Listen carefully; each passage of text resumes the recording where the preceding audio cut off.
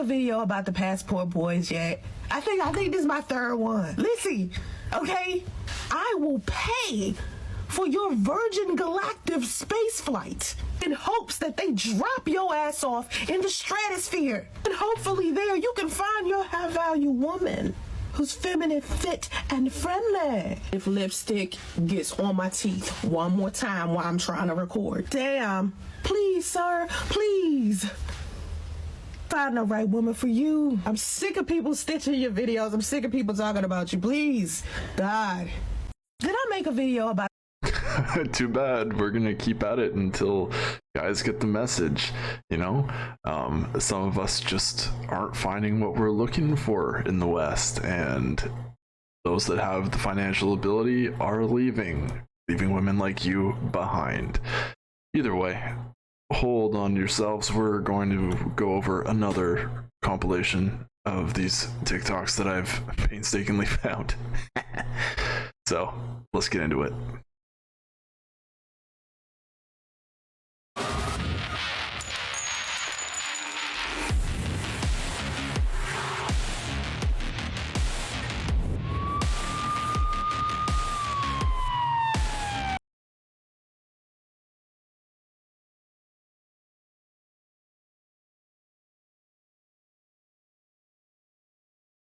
My take on Passport Bros as an American who's lived in the Philippines for 2 years is that most Filipino women who are dating foreigners, they know English very well.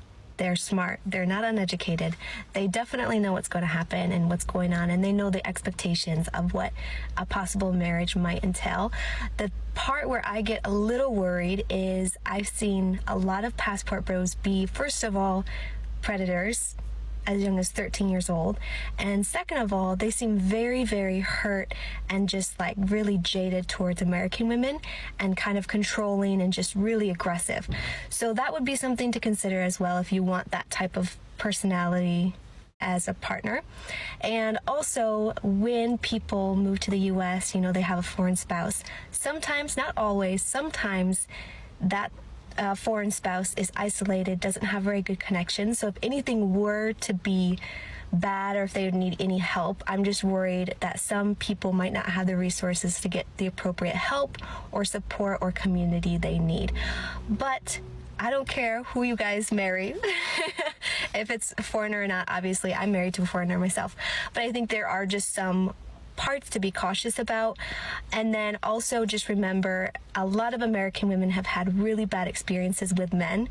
So when they see like that kind of rough personality going to another country and having women there, they might just be a little upset or triggered because they don't want women to experience things that they have also experienced. So that's my take. My take on.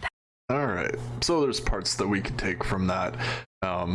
Obviously, it's helpful that this woman is in the Philippines and is married to a Philippine man, but, you know, it's the minority of people that are doing bad things when they're going out into the Eastern Asian countries there and trying to find somebody. Honestly, if you have hate in your heart and you absolutely despise women, it doesn't matter where you go in life. You know, we're not for that here, but work on that and you'll find somebody. We're talking about finding somebody that values the things that you do and is traditional. So let's watch another one of her videos because I think that they're very informative, besides some rhetoric in between.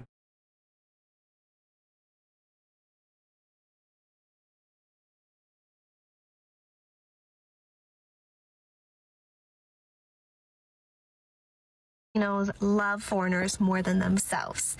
Yes and no. I'm just going to give you guys my experience and examples of when this is true and when it's not true.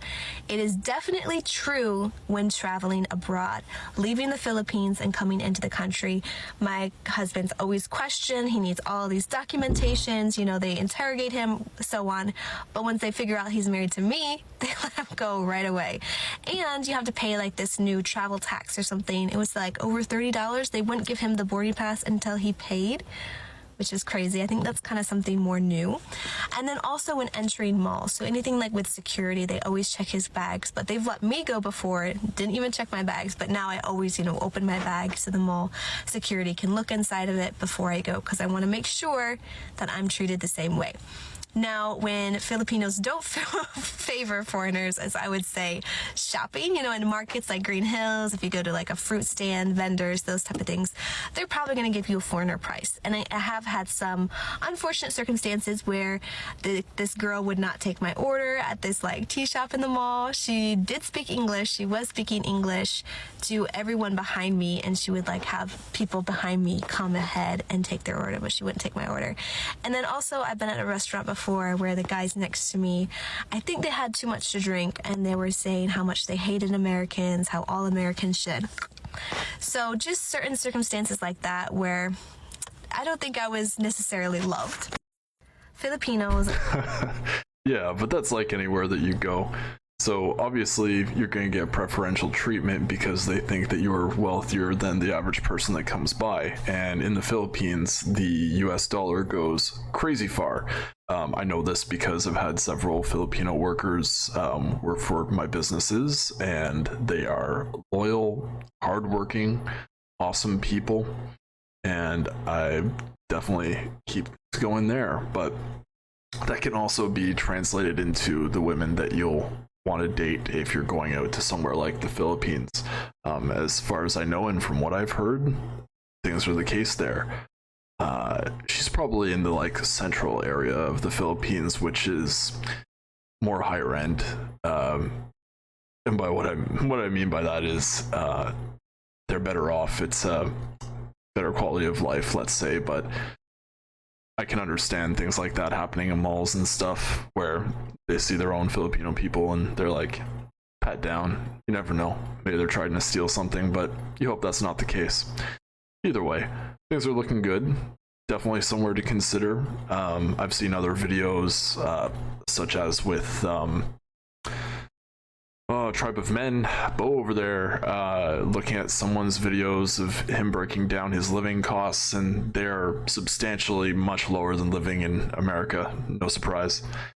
Either way, we're gonna finish off this video so that I can make a point here.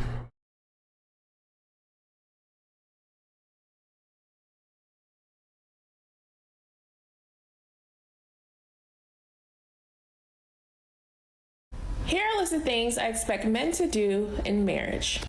Number one, pay the rent, mortgage, and utilities. So that's like the rent, the water, and like the electric. You know what I'm saying? And then if you have a home, like the property tax and the mortgage insurance, all that good stuff. Number two, to do most of the cooking. I cook, but I don't really like to cook. So it's really a plus when I meet a guy who is really good at cooking. And there are actually a lot of men that are great cooks.